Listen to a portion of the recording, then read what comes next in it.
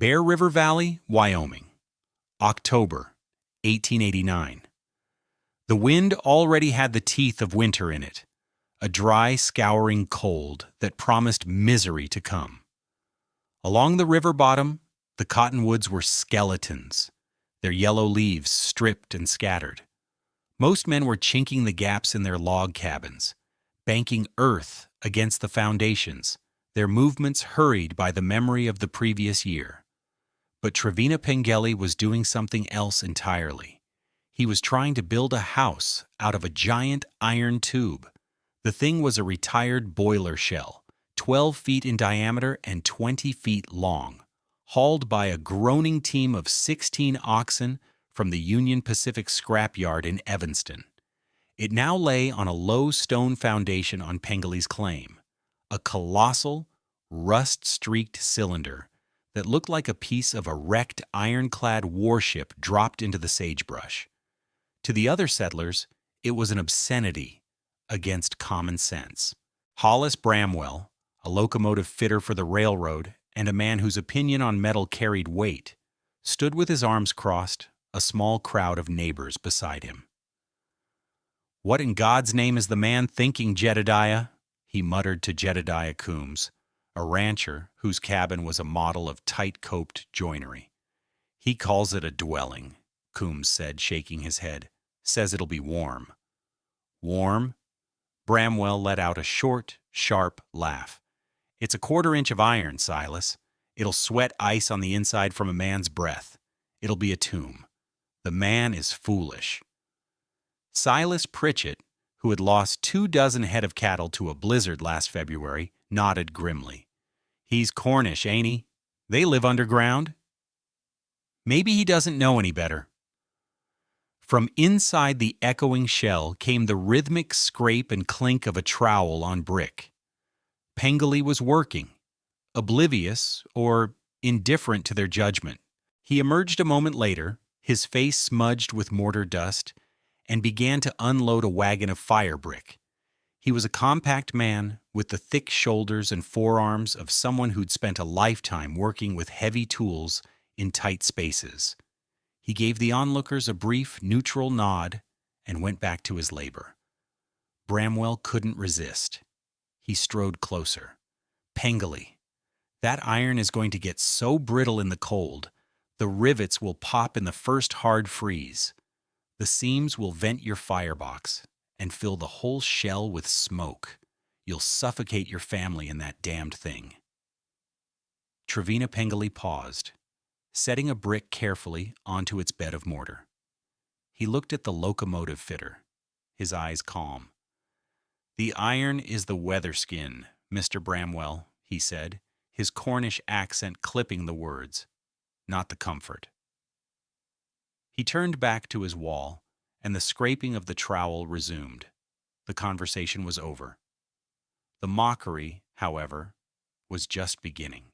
What did this Cornish boiler rigger, this outsider with calloused hands and a quiet tongue, understand about radiative re-emission that a professional locomotive fitter, an expert in the physics of steam and pressure, had missed?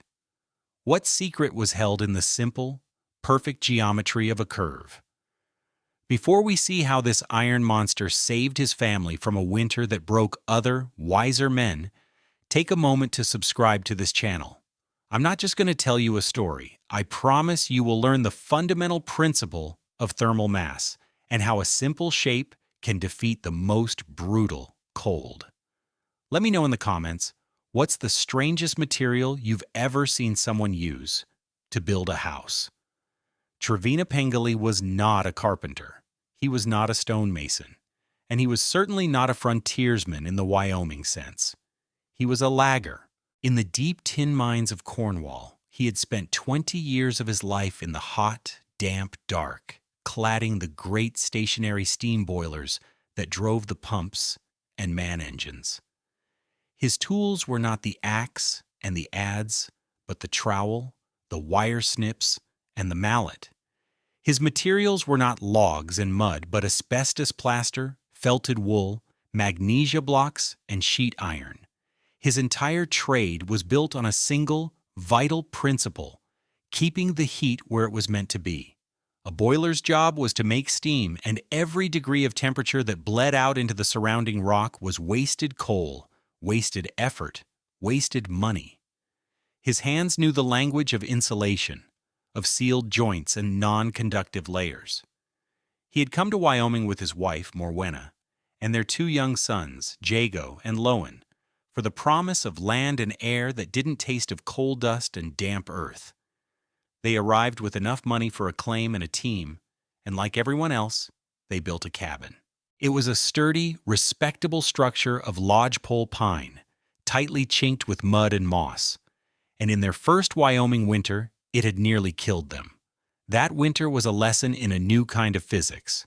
The cold was not the passive damp of a Cornish winter. It was an active, predatory force. The stovepipes howled with a wind that seemed to blow straight down from the Arctic Circle, a physical pressure against the walls. Inside, despite a fire in the cast-iron stove that burned red-hot day and night, their boots froze to the puncheon floor if left in a corner.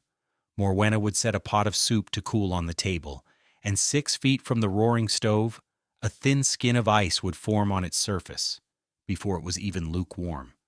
In the mornings, the wicks in the brass lanterns were stiff with frozen kerosene, the flames sputtering to life reluctantly. The logs of the cabin walls, solid as they seemed, were conduits for the cold. The frost built up on the nail heads inside, white flowers of misery that marked every point where the outside world was touching their shelter. Trevena burned through their entire winter supply of wood by January, and spent the next 2 months venturing into the wind-scoured hills, felling dead timber and hauling it back, his body aching with a cold that settled deep in his bones. He watched his sons, huddled in blankets, their faces pinched and pale.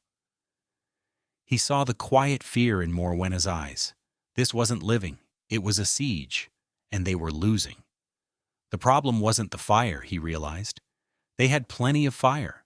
The problem was the house. It was a sieve for heat. The failure of the conventional frontier cabin was not a failure of craftsmanship, but a failure of thermal dynamics. A log, no matter how thick, is still a relatively poor insulator. A 12-inch pine log has an R value of about 15. A modern, well-insulated wall has an R value of 19 to 25. But the real enemy was not conduction through the wood itself. It was infiltration and thermal bridging. Every gap in the chinking, every seam around the door and window frames was an open wound. The ferocious Wyoming wind exploited these gaps, forcing cold, dense air in and pushing precious warm air out. This constant air exchange meant the stove was not heating a contained space, it was attempting to heat the entire Bear River Valley.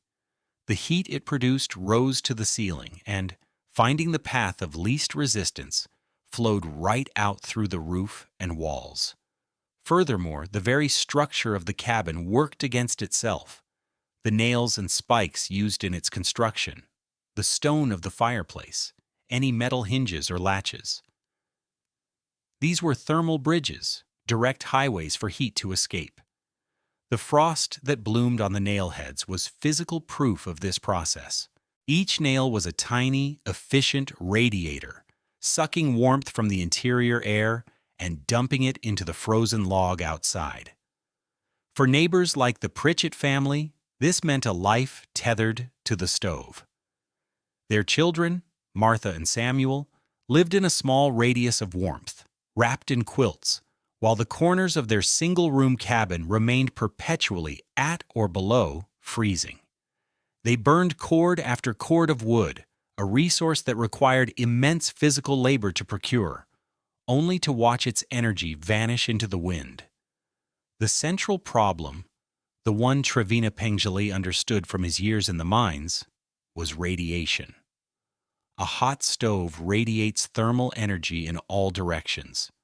In a square cabin, that energy strikes the flat walls and is either conducted through them or reflected away. Much of it is simply lost. The walls themselves become cold surfaces that in turn radiate cold back towards the occupants, chilling them even when the air temperature is reasonable.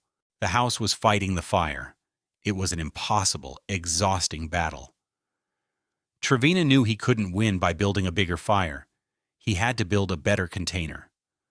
The work began in late summer. The journey to Evanston to find the boiler was the first challenge. He'd heard of a boneyard where the Union Pacific Railroad discarded its old equipment.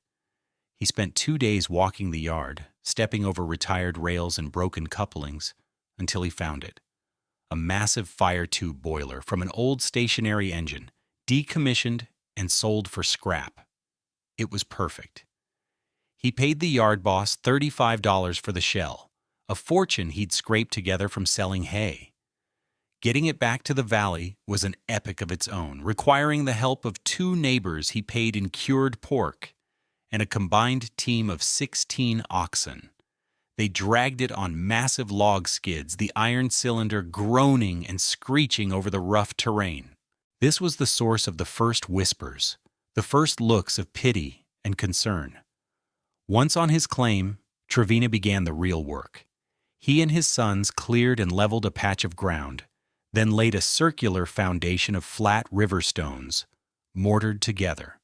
Upon this, with levers, rollers, and the last of his strength, he positioned the shell. It sat like a strange iron egg in the vast landscape.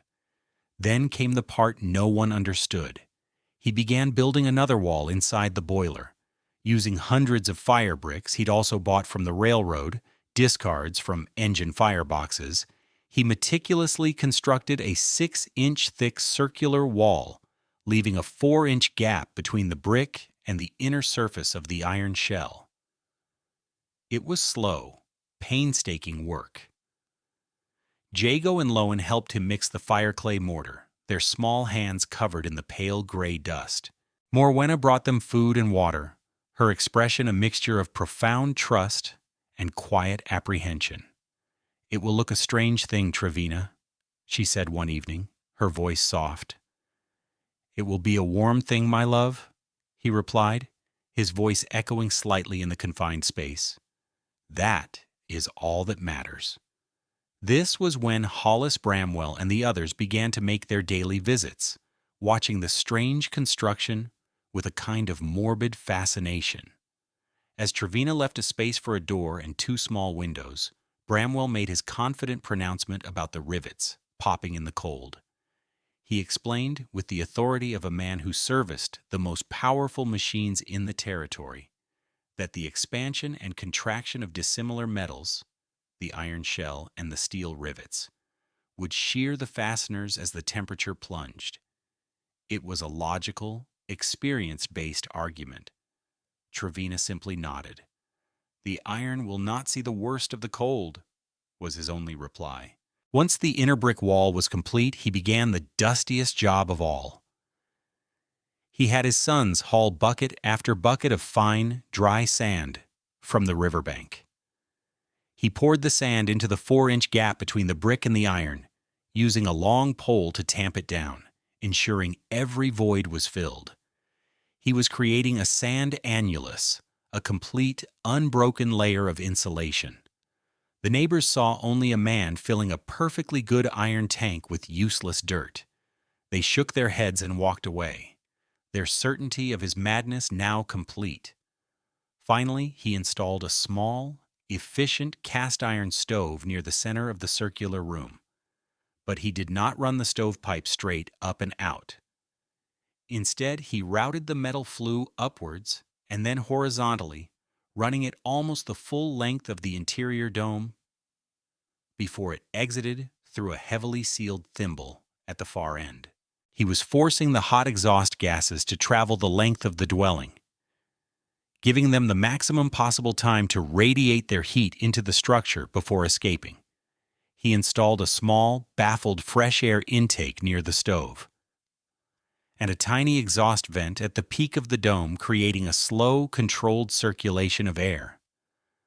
By the time the first snows flew, the Pengelly family had moved in. The interior was Spartan, 2 beds at one end, a table and chairs at the other. But it was sealed, finished, and ready. The mockery from the valley had lasted 3 months. The validation would be delivered by the first great storm of winter. To understand why Trevena Pengelly's iron tube worked, you have to unlearn how a normal house stays warm. A conventional cabin fights a defensive war against the cold, constantly losing heat that must be replaced by a fire. Pengelly's boiler home fought an offensive war, capturing, storing, and endlessly recycling heat. The secret was the physics of radiative re-emission, amplified by the geometry of a curve. Everything with a temperature above absolute zero radiates thermal energy. A hot stove doesn't just heat the air around it through convection. It radiates infrared energy in straight lines like light from a bulb. In a square room, this energy travels until it hits a flat wall. The wall absorbs some energy, conducts it to the outside, and loses it forever. The rest is reflected, but in a chaotic, inefficient pattern. Inside Pengelly's structure, something entirely different happened. The process started with the stove. Its radiant heat traveled outwards and struck the dense, 6-inch thick wall of firebrick. Firebrick is a material with high thermal mass, meaning it can absorb and hold a tremendous amount of heat energy. It warmed up slowly, but once warm, it held that energy for a very long time. This is where the magic began. The warmed firebrick wall now became a radiator itself. But because it was a concave curve, it did not radiate its heat outwards into nothingness. It radiated its heat inwards, towards the center of the room. Every single point on the interior curved surface was radiating energy toward every other point on the curved surface, as well as towards the family inside. The heat energy was focused, concentrated, and shared in a continuous, gentle exchange. It was like being inside the reflector of a lantern. This effect was compounded by the layers. The outer skin was the 1/4-inch iron shell. Its purpose was singular, to be an absolute impermeable barrier to wind and moisture. No draft could penetrate it. The 4-inch layer of packed, dry sand was the primary insulation.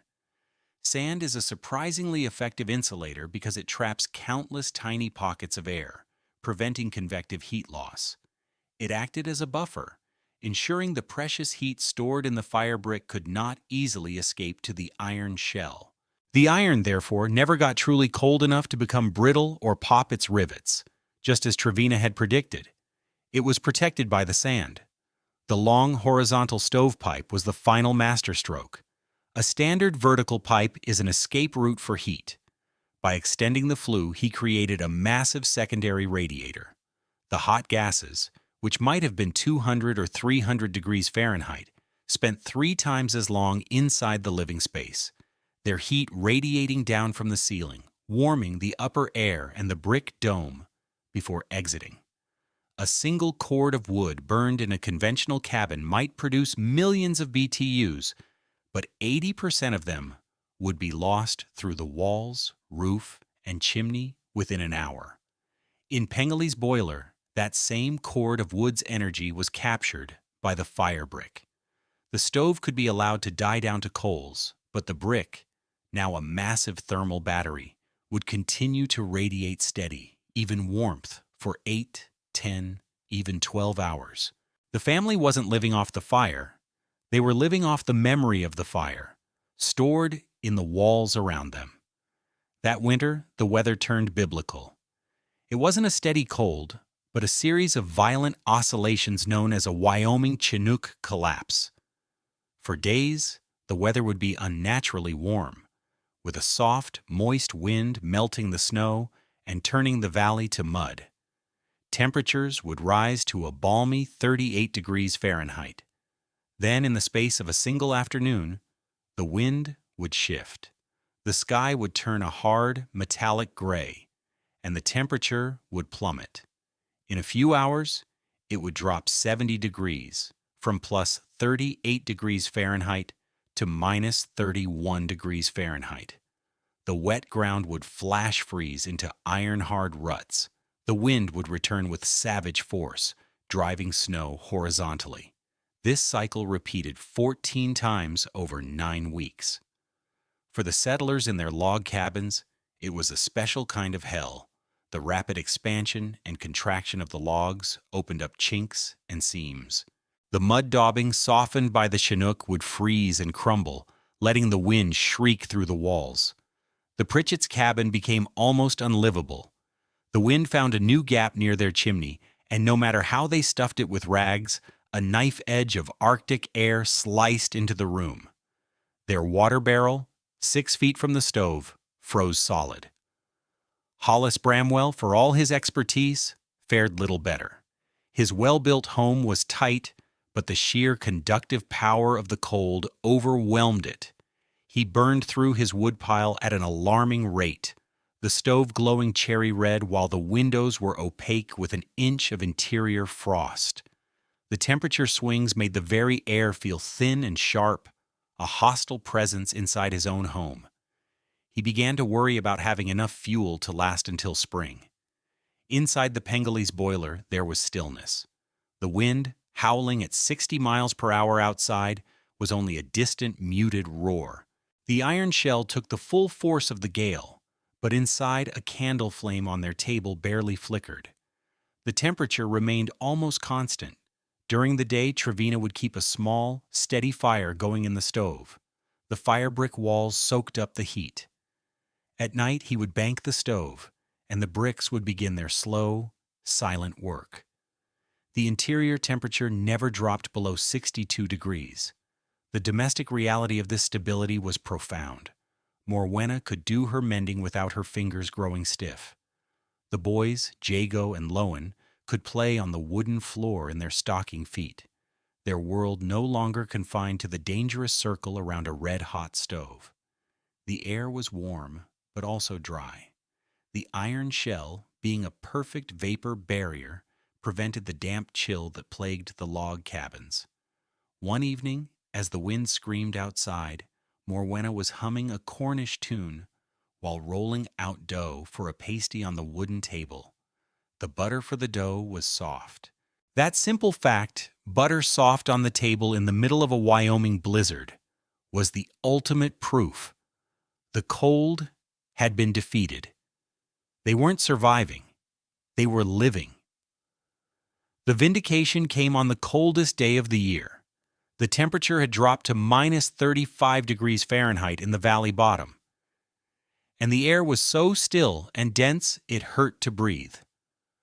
Up on the high grade where the Union Pacific tracks cut across the ridge, Hollis Bramwell was in trouble. The extreme cold had found a weakness in his locomotive's boiler. A fire tube, stressed by the pressure and the temperature differential, had blown. With a deafening roar, a jet of steam and boiling water erupted into the firebox, extinguishing the fire and crippling the engine. The train, a short freight run, was stranded. There was no choice. Bramwell had to get to the settlement to organize a repair crew and use the blacksmith's forge. He bundled himself in every layer he owned and began the 3-mile walk down the grade. The cold was shocking, a physical weight that seemed to crush the air from his lungs.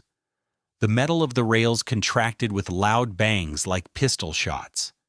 The oil in his pocket watch, a fine Hamilton he kept meticulously maintained, began to thicken. As he descended into the valley, the wind picked up, a brutal, scouring force that drove ice crystals into his exposed skin. He pulled his scarf over his face, his breath freezing instantly on the wool. He was walking through a world of noise. The shriek of the wind, the crunch of his boots on the brittle snow, the frantic pounding of his own heart. Then, as he approached the Pengelly claim, something strange happened. The noise of the wind in his ears lessened, then almost disappeared. He looked up and saw the absurd, rust-colored curve of the boiler house. He was in its lee, but it was more than that. There was an area of profound calm extending 20 feet from the structure. He walked towards the simple wooden door, stepping into a bubble of silence. The gale still raged over his head, but here, at ground level, the air was still. He knew he had to get warm, if only for a moment. He was a proud man, but pride was a poor shield against this cold. He knocked on the door. After a moment, it swung open. Trevena Pengelly stood there, silhouetted against a soft, warm light. Bramwell braced himself for the blast of frigid, smoky air he expected from the interior of any cabin, the inevitable result of opening a door in this weather. He expected to feel the cold. Instead, a gentle, silent wave of pure warmth washed over him, so profound and unexpected it made him gasp. It wasn't the scorching, dry heat of a stove, but a pervasive, radiant warmth that seemed to come from every direction at once. He stepped inside. The air was still. It was quiet. It smelled faintly of baked bread and clean wool. The two boys were on the floor, assembling a small wooden puzzle. He looked at the stove. It was barely ticking over, a low fire slumbering within. There was no frost on the small windows. He fumbled in his coat, his fingers numb, and pulled out his watch. He held it in his palm. The thick, congealed oil had nearly stopped the mechanism. The second hand was struggling, ticking in spasmodic jerks. He held it there, in the middle of the room. He watched, fascinated, as the warmth of the space began to penetrate the metal casing. After a minute, the second hand gave a little shudder, then began to move again, ticking smoothly, cleanly, sweeping around the dial in a perfect, uninterrupted circle. The proof was absolute, held in the palm of his hand. His watch oil, frozen to uselessness on a multi-ton locomotive, flowed freely inside this simple iron shell. He looked at Trevena, his face pale in the lantern light. All his certainty, all his professional confidence had shattered. He finally understood. "You didn't build a house, Trevena," Hollis Bramwell said, his voice full of awe. "You built a lung. It holds its own breath." Hollis Bramwell became Trevena Pengelly's most fervent advocate. He was a man of science and mechanics, and when he explained what he had seen, people listened. He didn't talk about magic. He talked about thermodynamics. He described the still air, the even heat, the undeniable evidence of his watch. He told Silas Pritchett that Pengelly was burning half the wood and getting twice the warmth. He explained to Jedediah Coombs that the curved walls focused the heat, that it was a principle of engineering, not madness. The story of the Cornish oven spread through the valley. That spring, when the thaw finally came, a procession of curious settlers made their way to Pengelly's claim. He welcomed them all, patiently answering their questions, never once mentioning the mockery of the previous fall. He showed them the layers, explained the purpose of the sand, the fire brick, the long flue. He shared his knowledge freely. The idea took root. That summer, the scrap dealer in Evanston noticed a strange new trend. Men from the Bear River Valley were coming in, not for sheet iron or old rails, but specifically asking for decommissioned boiler shells. The dealer, a shrewd man named Abernathy, quickly put two and two together. He started setting aside the best shells, chalking Pengelly work on their sides and charging a premium. By October of 1890, 6 other families in the valley had built their own boiler houses, with Trevena Pengelly himself offering advice on their construction. The landscape began to be dotted with the strange, beautiful curves of repurposed iron, each one a testament to an idea that worked. The simple frontier innovation of a Cornish boiler rigger anticipated, by nearly a century, some of the most advanced principles of modern building science. The concept of a super-insulated, airtight envelope is the bedrock of the German Passive House Standard, the most rigorous energy efficiency certification in the world. The use of dense interior materials to absorb and re-radiate heat is the core principle of thermal mass heating, now used in high-end, energy-efficient homes. Trevena Pengelly, with no formal training in architecture or physics, had intuitively grasped the fundamentals of radiant heat transfer and created a shelter that performed better than many structures built today. His work was a quiet rebuke to the accepted wisdom of his time. There is a deep and satisfying logic to it all. A vessel built to hold pressure already knew how to hold warmth. The engineering challenge was the same: containment. For decades, that iron shell had been designed to withstand the violent, expansive force of steam at hundreds of pounds per square inch. Its riveted seams, its cylindrical shape, its very material integrity were all optimized to prevent energy from escaping. Trevena Pengelly simply recognized that the gentle, radiant energy of a small wood stove was governed by the same physical laws. He did not invent a new principle. He merely looked at an old object and saw its true nature. The frontier didn't reward what was traditional. It rewarded what worked. A shape designed to hold the power that drove the industrial world was repurposed to hold the simple, sacred warmth of a family's home. If you found this story of ingenuity as fascinating as I did, please like this video and subscribe for more tales of forgotten history and practical wisdom. And let me know in the comments, what modern technology do you think is being used for the wrong purpose, just waiting for someone to see its true potential? Thanks for watching. The content of this video is for educational and storytelling purposes. The events, characters, and names depicted are fictionalized for narrative effect, though the technical principles and historical context are based on real practices. The construction techniques described are historical and may not meet modern building codes or safety standards. Any application of these principles should be undertaken with professional guidance and in compliance with all current laws and regulations. This video does not constitute professional, technical, or legal advice.